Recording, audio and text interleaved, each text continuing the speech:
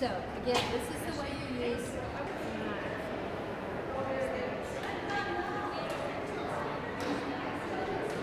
Quickly, let's shoot just a single row instead of the multi stuff like I did before. So click, pivoting, 30%. Oh, you see? See? That's cool.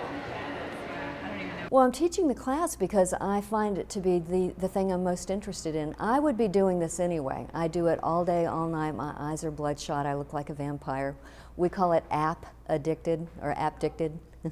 So I find that people get very excited about it when I show them what I'm doing, and they want to learn more. So I'm filling a need, I guess. On this list, and as you have time, you can, as I'm talking, you might, the light is wonderful. That's yours? Yeah. Good job. Well, I used big one. Work on in that light box. I want to make sure everybody's lever up to the top. That is the up and down. Right? Really nice. Really beautiful. Good job.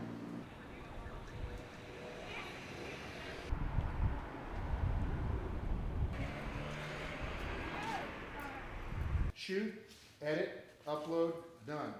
You take a 30-pin connector to an HDMI, and then HDMI into the projector. Now it has an audio jack.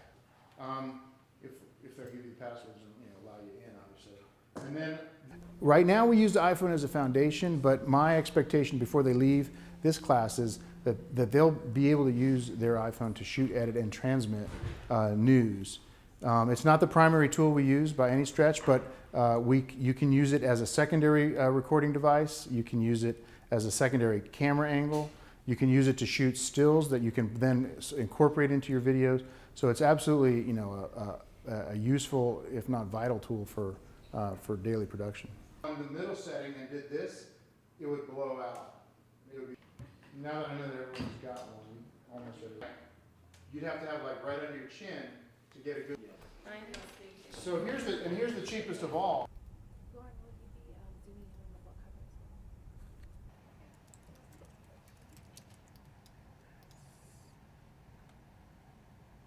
Well, the most exciting way that we used the iPhone was in our Everest expedition last May of 2012. We followed a team of North Face climbers up the mountain of Everest, and for 3 months the climbers and photographers shot Instagrams as they traveled up the mountain. And it was a great way for our readers and viewers to live daily through the experiences of the team.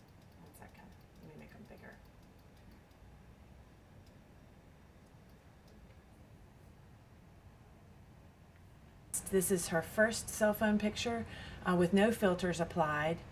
She brings it into Instagram, and this is the second image where she starts to mess around with filters, then the third image, and then this is her final self-portrait on Instagram that went on our blog, on Facebook, and that we will actually publish in our upcoming June story on Everest.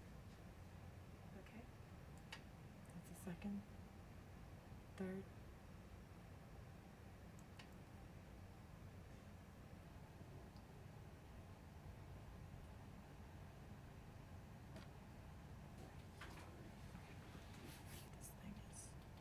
Something's jumping on my.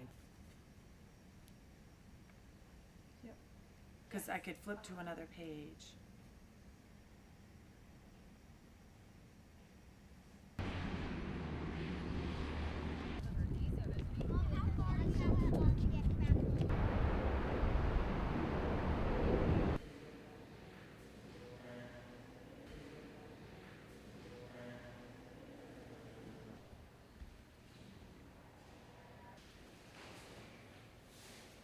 I think the art world is a little bit slower sometimes to pick up on fads that we might consider them street fads. It's the same history with snapshot photography, though. When snapshots were first introduced at the turn of the century, it was something that expanded the amateur practice, and a lot of artists themselves looked down on snapshot photography. Alfred Stieglitz, for example, complained about how every Tom, Dick, and Harry was now going to become a photographer. But within a few years, he himself started becoming intrigued with the possibilities that a small handheld camera what it could do to photography, and he began using it. And then, by the 1950s, the snapshot aesthetic was a very important aesthetic in fine art photography. You are going to want to export it. So how do you want to